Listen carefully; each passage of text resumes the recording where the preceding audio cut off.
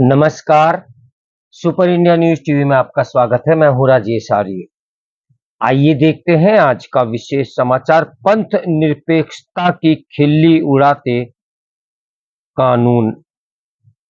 अलग अलग समुदायों में भेद करने वाले कानूनों का ही यह नतीजा है कि आज कोई सेकुलरिज्म की बात नहीं करता।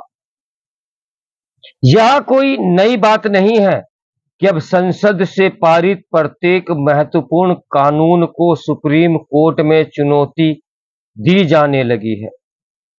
किसी को इस पर हैरानी नहीं कि वक्फ संशोधन विधेयक के कानून का रूप लेने के पहले ही उसे सुप्रीम कोर्ट में चुनौती देने की घोषणा होने लगी थी। जैसे ही संसद से पारित इस विधेयक ने कानून का रूप लिया, उसके खिलाफ सुप्रीम कोर्ट में याचिकाएं दायर कर दी गई। आने वाले दिनों में इन याचिकाओं की संख्या दर्जनों में पहुंच जाए तो कोई बड़ी बात नहीं, क्योंकि मुस्लिम संगठनों के साथ विपक्षी दलों में यह जताने की होड़ मची है कि उन्हें नया वक्फ कानून रास नहीं आ रहा है। नए वक्फ कानून की संवैधानिकता की सुप्रीम कोर्ट में परख में कोई समस्या नहीं। सुप्रीम कोर्ट में फैसला जो भी हो, यह कहना कठिन है कि यह संशोधित कानून पंथ निरपेक्षता यानी सेकुलरिज्म की कसौटी पर खरा उतरता है, क्योंकि किसी भी वास्तविक पंथ निरपेक्ष देश में वैसे किसी कानून के लिए कोई स्थान नहीं होना चाहिए जो पंथ के नाम पर बनाया गया हो। नया वक्फ कानून तब पंथ निरपेक्ष कहा जा सकता है जब ऐसे ही कानून अन्य पंथों के लिए भी बने हों।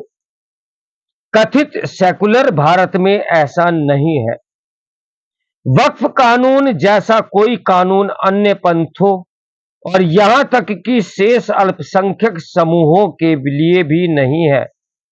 वक्फ कानून के तहत जो वक्फ बोर्ड है, उसके पास एक वक्फ ट्रिब्यूनल भी होता है।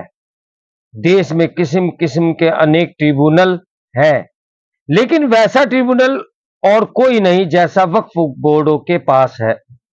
एक सच्चे पंथ निरपेक्ष देश में या तो ऐसे ट्रिब्यूनल सभी समुदायों की उन संपत्तियों के संदर्भ में हो या फिर किसी के पास नहीं हो जिनका उपयोग धार्मिक और परोपकारी कार्यों के लिए होता है। आखिर किसी समुदाय के धार्मिक या परोपकारी कार्यों के लिए उपयोग होने वाली संपत्ति से जुड़े किसी विवाद को पहले किसी ट्रिब्यूनल में ले जाने की बाध्यता क्यों होनी चाहिए? ऐसा नहीं है कि भारत तब सेकुलर यानी पंथ निरपेक्ष बना जब इंदिरा गांधी ने आपातकाल के दौरान कांग्रेस को सेकुलरिज्म के प्रति समर्पित कर दिखाने के लिए संविधान की प्रस्तावना में सेकुलर और समाजवादी शब्द नक्शी कराए। भारत तो हजारों वर्ष पहले भी सेकुलर प्रकृति का था। इसी कारण हमारे संविधान निर्माताओं ने इसे प्रकृति का संविधान बनाया। समस्या यह हुई कि सेकुलरिज्म की मनचाही व्याख्या करते हुए उसे वोट बैंक की राजनीति का जरिया बना लिया गया। नतीजा यह हुआ कि समान नागरिक संहिता का बिल लाने के स्थान पर हिंदू कोड बिल लाया गया।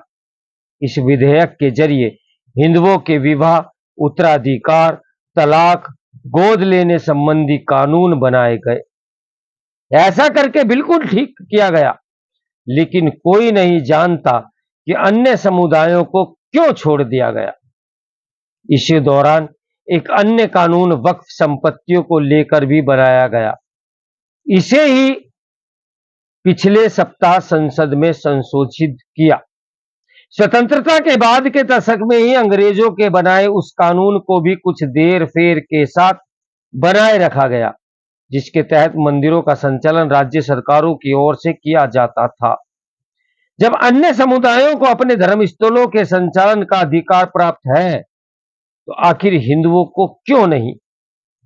यह समझ आता है कि सरकार धर्मस्थलों के संचालन को लेकर नियम, कायदे, कानून बनाए, लेकिन इसके नाम पर यह नहीं होना चाहिए कि वह उनका नियंत्रण अपने हाथ में ले ले। समझना कठिन है कि एक ही देश में बहुसंख्यकों और अल्पसंख्यकों के धार्मिक स्थलों के संचालन के लिए दो तरह के कानून क्यों बने हुए हैं। पंथ निरपेक्षता की खिल्ली उड़ाने वाले ऐसे कानूनों के निर्माण का सिलसिला किस तरह जारी रहा, इसका एक उदाहरण शिक्षा अधिकार कानून है। इसे इस नेक इरादे से बनाया गया था कि निर्धन वर्ग के 6 वर्ष से 14 वर्ष के बच्चों को मुफ्त शिक्षा प्रदान की जा सके। अल्पसंख्यकों के शिक्षा संस्थानों को इस कानून से बाहर करके एक अच्छे कानून को भेदभाव पूर्ण तो बनाया ही गया, पंथ निरपेक्षता की खिल्ली भी उड़ाई गई। आखिर अल्पसंख्यकों की ओर से संचालित स्कूलों को गरीब बच्चों को मुफ्त शिक्षा देने से छूट क्यों मिलनी चाहिए। जन कल्याण में इस भेद का औचित्य सिद्ध करना कठिन है। विडंबना यह है कि जब शिक्षा अधिकार कानून की इस विसंगति को सुप्रीम कोर्ट में चुनौती दी गई तो वह उसे नजर नहीं आई। उसने अल्पसंख्यकों के स्कूलों को शिक्षा अधिकार कानून से बाहर रखने को सही ठहराया।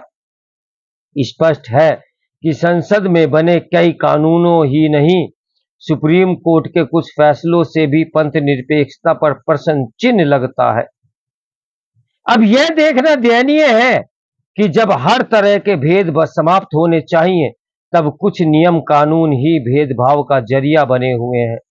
अलग अलग समुदायों के बीच भेद करने वाले कानूनों का दुष्परिणाम यह हुआ कि पंथ निरपेक्षता यानी सेकुलरिज्म आज एक हैदर शब्द बन गया है। आज वेदहल्बी सेकुलरिज्म की बात नहीं करते जो खुद को सेकुलर बताया करते थे। निसंदेह पंथ निरपेक्षता कोई बुरी अवधारणा नहीं है, लेकिन वह तब अवश्य बुरी हो जाती है जब उसके नाम पर ही एक ही देश में अलग अलग समुदायों के लिए भिन्न भिन्न कानून बनते हैं। यदि देश को वास्तव में सेकुलर बनाने की कोशिश नहीं होगी तो सेकुलरिज्म और अधिक बदनाम होगा और यह बिल्कुल अच्छा नहीं होगा। तो मेरे साथ बने रहें सुपर इंडिया न्यूज टीवी की ब्रेकिंग न्यूज के लिए। नमस्कार, मैं हूं राजेश आर्य।